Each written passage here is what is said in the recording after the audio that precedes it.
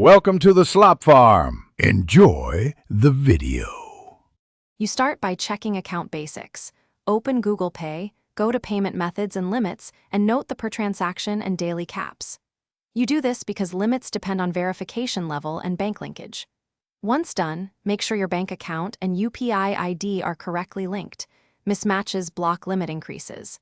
If verification is incomplete, collect ID, PAN, and a recent bank statement now. You will need them for the next steps to request a higher limit or complete KYC. You now request a limit increase through the in-app flow. Tap Help, find transaction limits, and choose Request Increase or Complete KYC. Explain why. Google Pay uses KYC and bank verification to adjust caps. Upload clear PAN, photo ID, and a selfie as instructed. Blurry files are rejected.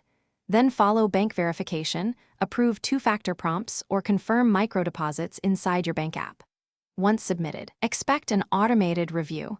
You will receive a status update. You finish by confirming the updated limits in settings.